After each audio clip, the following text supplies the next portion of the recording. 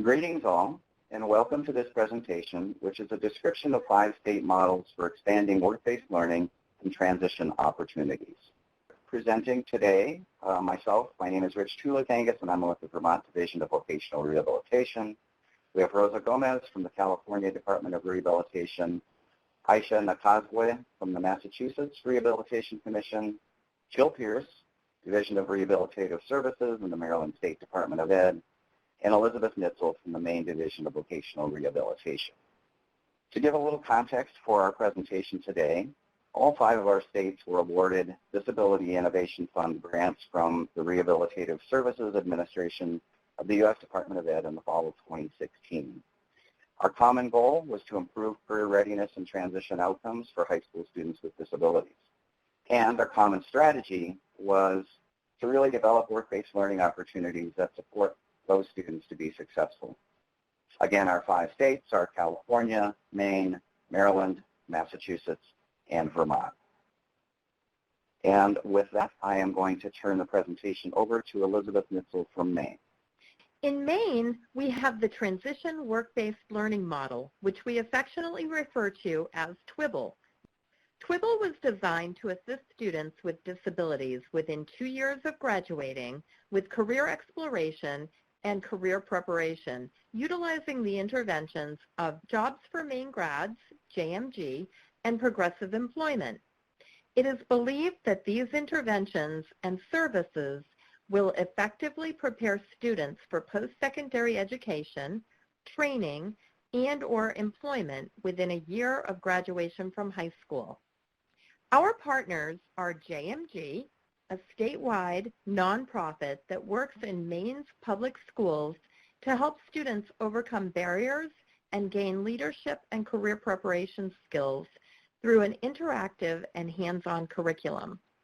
The Institute for Community Inclusions is housed within the School for Global Inclusion and Social Development at the University of Massachusetts, Boston. They assist this project with training and technical assistance. The American Institutes for Research, AIR, is one of the country's premier research and implementation firms and is directing the research on Twible.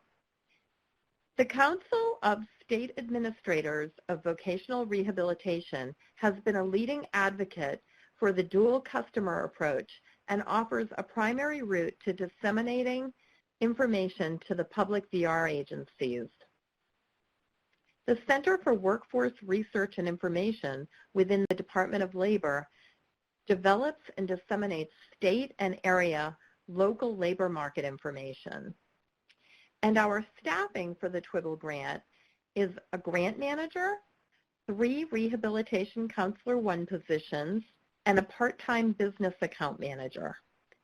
Our work-based learning approaches include our 2 interventions, JMG and Progressive Employment. JMG was enhanced with the addition of 5 JMG school sites, increased percentage of students with disabilities in the integrated classroom, and the embedding of the VRC1 position in the classroom to provide overall support and disability awareness. ACRE training was provided to the JMG specialists statewide, which offered certification in employment services and customized employment. Our Progressive Employment offers community-based career exploration of tours, interviews, shadows, and paid work experience. The heart of Progressive Employment is Jobsville, which is a meeting that pulls together the vocational rehabilitation counselors, business account managers, and certified rehabilitation providers, also known as employment specialists, to share strategies and ideas for student career exploration, share local labor market information, and find solutions to challenges. This shifts the culture of working independently to a team approach, which is focused on the dual customer of business and student. Twible currently has 5 JMG classrooms in the Bangor area schools, which have enrolled 2 cohorts of students for evaluation. And progressive employment is well established in Bangor and Augusta, with a total of 502 progressive employment activities completed. Attached, you will find the sites for our financial literacy tool, which provides financial literacy topics relevant to youth with disabilities. Each topic includes a lesson, activity, local resource, game, or smartphone app to learn more. And our Maine client stories, which include Jobsville and progressive employment strategies shared in the stories of Gabby and Mitchell. And now, Marilyn, take it away. Thank you, Elizabeth. Hi, this is Jill Pierce of Maryland. I'm the transition specialist at the Maryland Division of Rehabilitation Services, which is the VR agency in Maryland, and we've coined our project name in Maryland as Way to Work Maryland. A little overview of the project in Maryland. So the purpose of the project is to evaluate the effectiveness of Way to Work Maryland on post-school academic and career outcomes for students with disabilities. And the evaluation design we used was a randomized controlled trial recruiting 400 students with disabilities. Half of these students were randomized to the treatment conditions, and the other half were to services as usual. The model was implemented at 8 local school districts throughout Maryland, ranging from rural to urban across the state. And the participating students that were recruited were recruited at least 2 years prior to school exit, and the students range from diploma-bound students to certificate-bound students. And the goal of the project is that within 1 year after school exit, that at least 90% of the students participating in the intervention will have enrolled in post-secondary institutions or secured competitive integrated employment. A little bit about the structure and the partners involved in this project. So the partners involved in this project is the VR agency in Maryland, so the Division of Rehabilitation Services, the University of Maryland. They were actually the one providing the model implementation and fidelity monitoring across the sites. Then the local school districts, that were 8 of them, and they actually implemented the model on the ground level, collected and entered data, and convened some interagency teams that I'll talk about in a little bit. And our last partner was Mathematica Policy Research, and they conduct process and outcome evaluation. Now for the structure and staffing of the project. So each participating school district, so there was 8 local school districts, each of them received grant funds from the VR agency to fund a school staff personnel to recruit students and actually implement the model. And this staff member was actually the designated individual to manage the site. And then University of Maryland provided 5 individuals for technical assistance that worked with each of the 8 local school districts. And these technical assistants actually also reviewed and the fidelity monitoring of the model implementation. And the duration of the intervention was about 18 to 24 months for each student. Now we can look at some of the work-based learning approaches that we used in this project. So a couple of the features of the Way to Work model in Maryland. So we used an early referral to the VR agency to make sure that all the individuals participating qualified for pre-employment transition services, as we were utilizing VR funding for pre-employment transition services to have the students participate in actual on-site work experiences. So the students had a minimum of 2 work-based learning experiences, which comprised of an actual on-site work experience. And at least one of these was actually paid by the employer and aligned with the student career's interests and goals. We also used strategic local level service coordination and collaboration, which was conducted via a local interagency team called Maryland Interagency Teams, and we coined it MEOTS. And in this team, it included all the key partners. So it included the VR counselors, which is the Doris Field staff. It included the school representatives, so a lot of times the transition facilitator in special education, but it was always managed by the school lead site, which the funds from the grant were used to hire this individual. The third partner involved in the MEOT were the community rehabilitation providers, as they were funded by the VR agency to actually work with the students to find a work experience and to support the students on those work experiences. And not listed, but the last partner was the technical assistance staff that the University of Maryland provided. And for the work-based learning experiences, which are both paid and unpaid, we did look at these experiences and made sure that they were of sufficient duration to really offer a meaningful experience in a community-based integrated setting.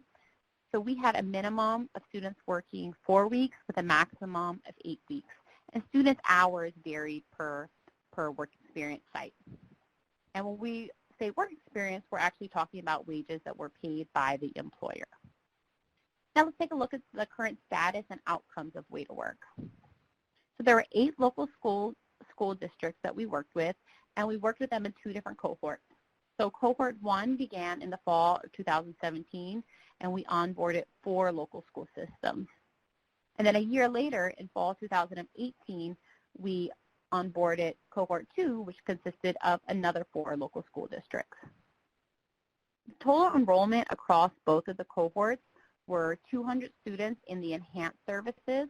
So these were the students that were participating in the Way to Work model, and 201 students were in usual services.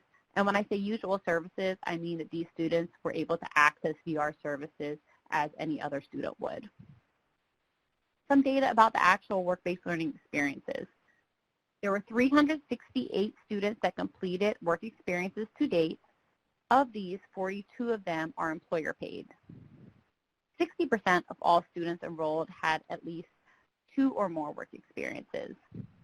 And 44% of all enrolled students have at least 1 paid work experience, so paid by the employer. Now a couple of our intended project outcomes for Way to Work. So in Maryland, we hope that students with disabilities exit school with paid employment or enrollment in post-secondary programs. We're looking for improved linkages between the VR agency, the school districts, and the community-based providers for project replication and sustainability of all the elements that we found really work through this project.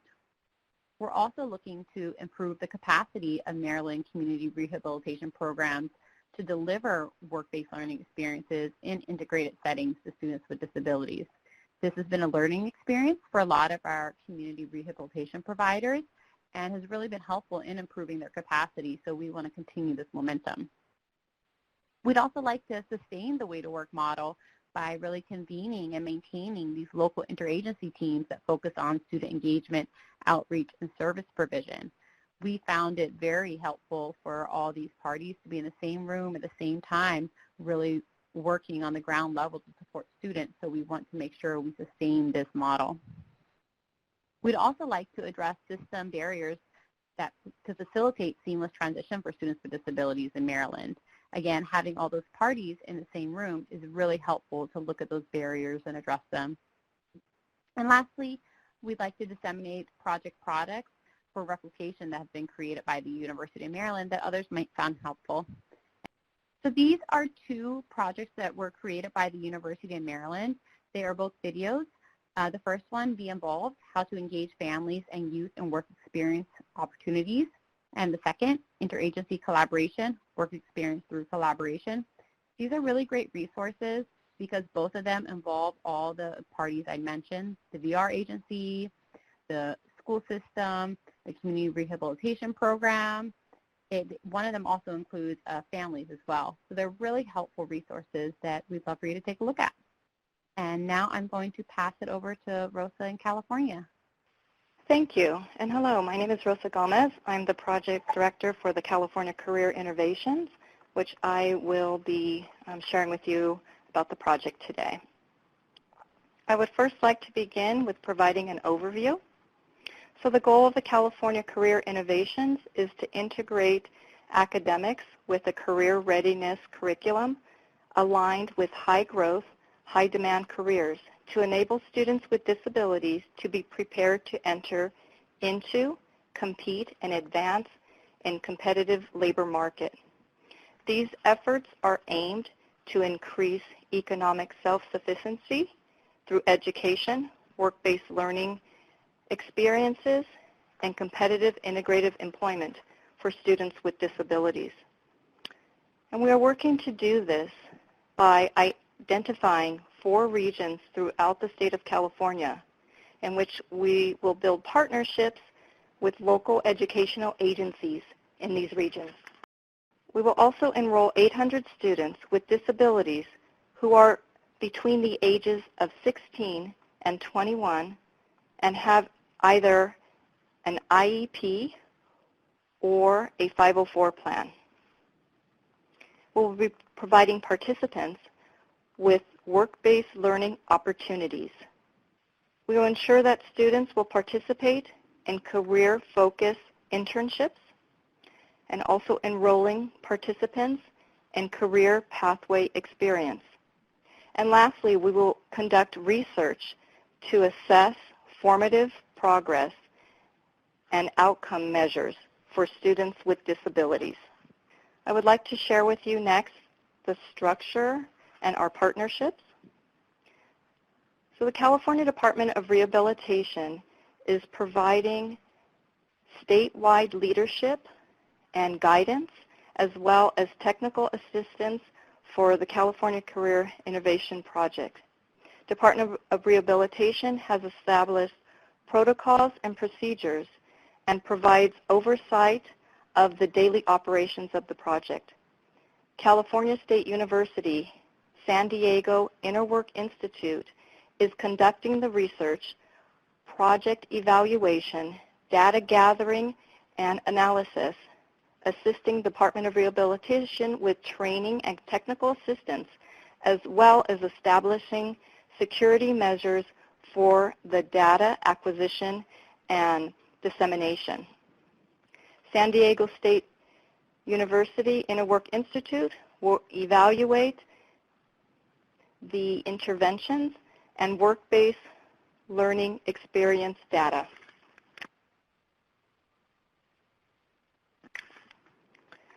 Department of Rehabilitation has also partnered with 4 local educational agencies who provide the direct services to the participants. These partners include Vallejo Unified School District, California State University, Los Angeles, Riverside County Office of Education, and San Diego Health Science High and Middle College.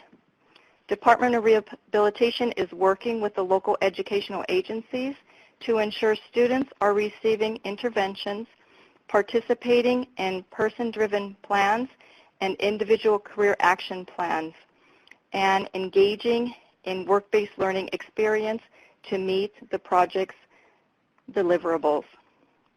So I would now like to share with you the project's work-based learning approaches.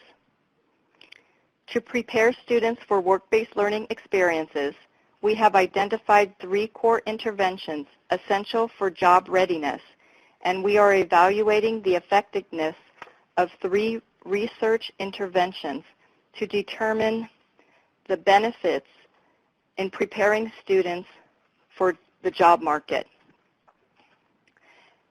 The project selected 3 core interventions that are provided to all 800 student participants. Core interventions are pre-employment, skills development, career pathway experience, and academic performance, monitoring to support the career pathway emphasis including high school A to G requirements for graduation and college preparation.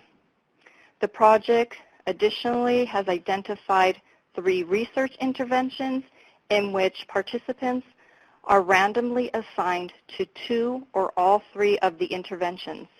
These interventions include career development assessment, self-determination skills development, and workplace technology skills development. I'd like to share with you now where we are, our current status. So as of now, California Career Intervention is in the 4th year of the 5-year project. The identified goals and current status of the projects are as follows. So in terms of enrollment, the goal is for us to enroll 800 students, and we have over-enrolled to account for participants who withdraw. And at this time, we currently have 809 participating students in the project. Through person-driven planning meetings, students will work with career coaches to develop an individualized career action plan in their chosen career pathway. Career coaches will also collaborate with local businesses and various programs in their region to identify and place participants in paid and non-paid work-based learning experience relevant to the participant's career goal. As of our March 31st reporting, I'm going to share with you our existing goals and then where we are in terms of meeting our goals. So we have the goal of 90% of all participants will complete 2 work-based learning experience. Currently, we have 161 or 20% of the 800 participants who have completed 2 work-based learning experiences. At present, 427 or 53% of the participants have completed 1 work-based learning experience. Our next goal is that 75% of all participants will complete at least 1 paid work-based learning experience. Currently, we have 396 or 49% of participants who have completed at least 1 paid work experience. In June of year 4, we are beginning the phase of identifying outcomes captured through exiting participants from the program. Data will be collected on participants who have enrolled in a post-secondary education program and participants who have obtained competitive integrative employment.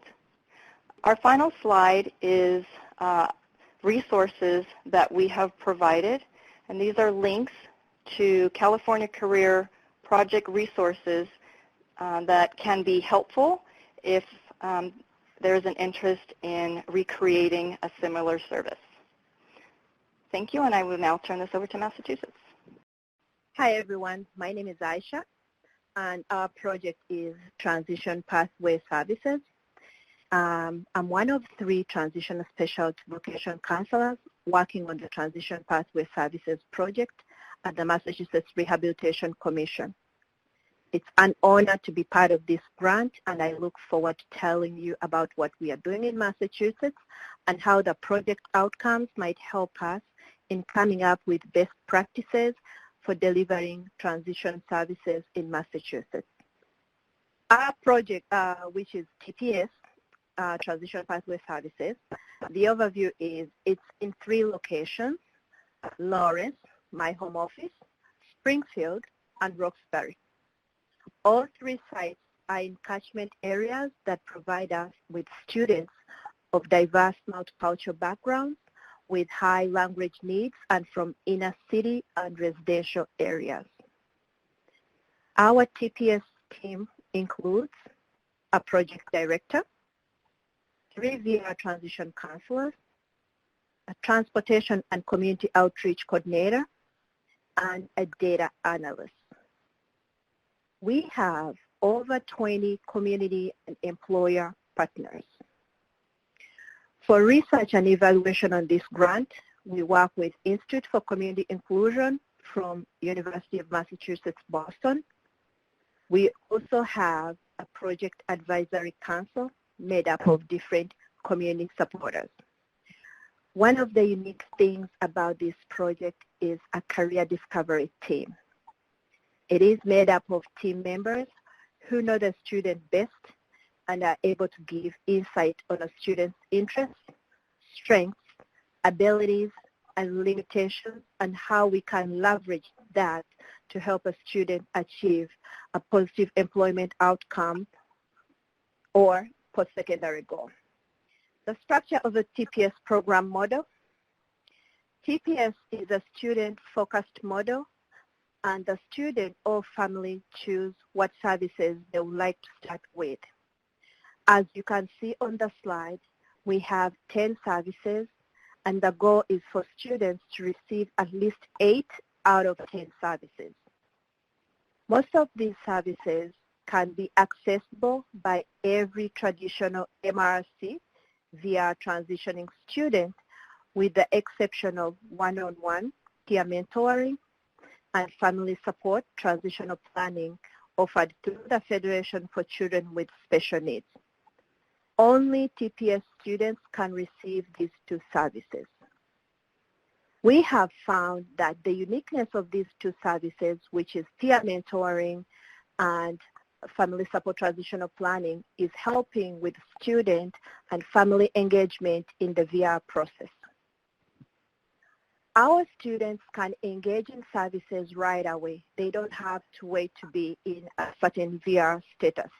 The moment I meet with a student, they can start accessing services.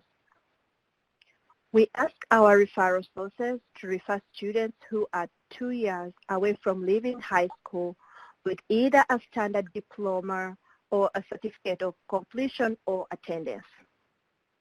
On our enrollment form, we ask our students and families for a 1-year commitment in the project. Finally, we are hoping that at the end of students participating in the TPS model, they either have a job or go on to post-secondary or have both. TPS work-based learning approaches. The goal is for students to have 2 work-based learning experiences, one paid and one non-paid, like a work site visit, a volunteer opportunity, informational interview, internship. On the screen, you can see some of our employer partners on this project, and there are many more. In addition to our existing agency resources like a job placement team, MRC has partnered with community rehabilitation providers, CRPs, to support students in job development and coaching. These CRPs assist in developing work-based learning experiences and in supporting students on work sites. TPS current status and outcome. The numbers you see on the screen are through March 30th.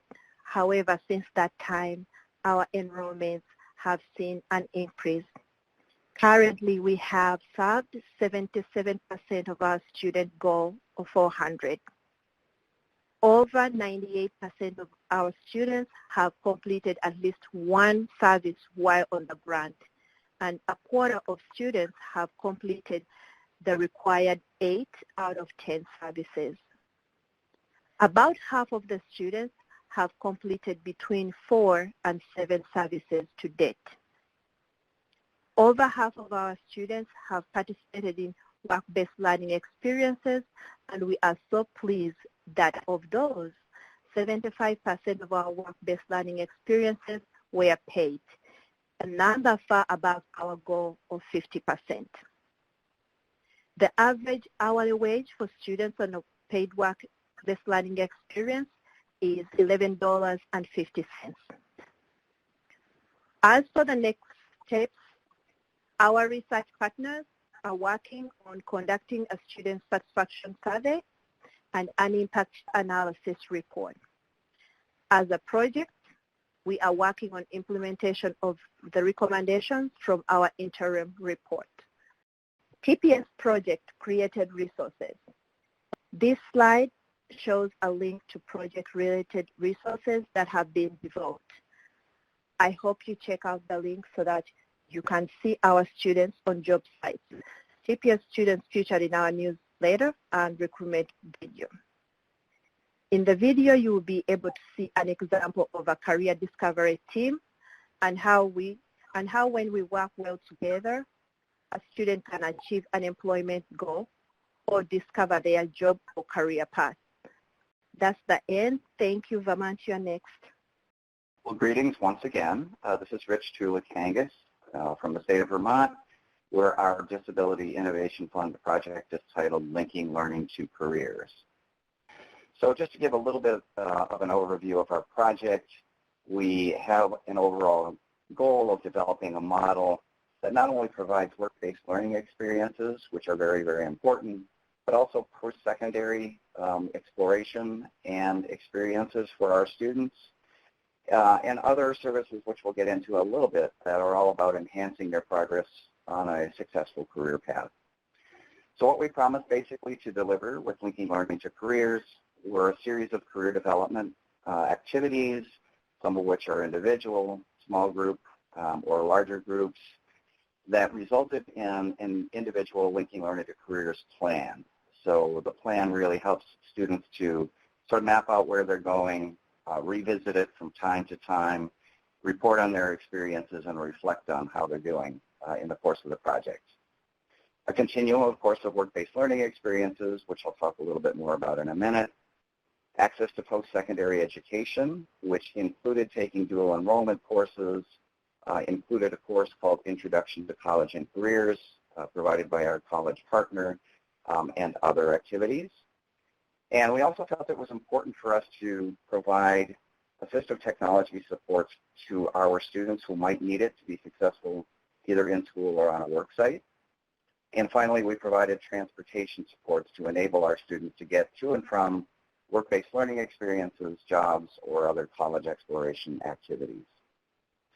So in terms of the structure of our project and our partners, again, Voc Rehab Vermont is the lead agency operating Linking Learning to Careers, where I serve as the project director. Brian Guy serves as the assistant director.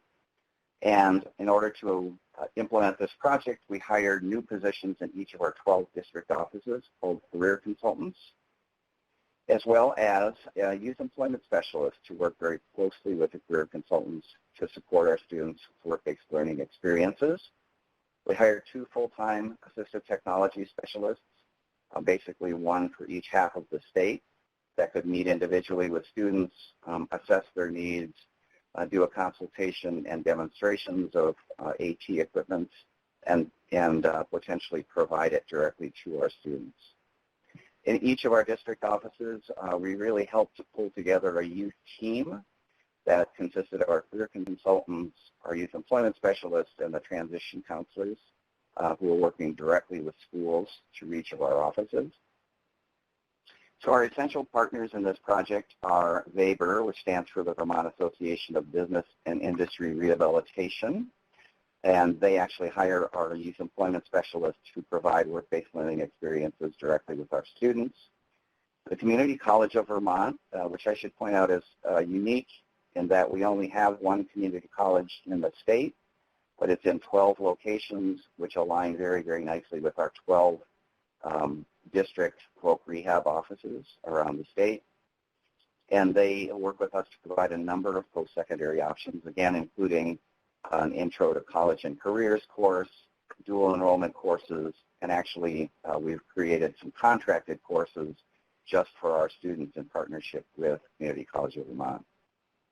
A national partner, Transcend, who designed and developed a fidelity monitoring checklist and process to work through with our youth teams and other technical assistance related to needs as they came up during the project. And our evaluation partner is Mathematica Policy Research, who works very closely with us on a number of different elements of evaluating the project. So in terms of our work-based learning approaches, we focused on 3 particular activities, one being a job shadow experience or shorter-term opportunity, one longer-term unpaid internship experience, and at least one employer-paid competitive job in an integrated setting. Our staff also worked to deliver a number of other work-based learning activities such as guest speakers, worksite tours, informational interviews, and so forth, but our focus was on delivering those 3 primary activities. So in terms of our current status, again, as part of our evaluation process, when students were first enrolled, we conducted a baseline survey with the students as well as their parents and guardians. We have an ongoing analysis of actual services provided, which we conduct with Mathematica and share with our staff. We have both work-based learning and assistive technology surveys that are conducted after students complete those activities. And we're now in the middle of a 24-month follow-up survey, again with Mathematica, 24 months being after the enrollment date. In terms of our outcomes, we had a goal of enrolling 800 students. We enrolled 802, and it was a random assignment control study. So 413 were assigned to the treatment, or what we call the enhanced group.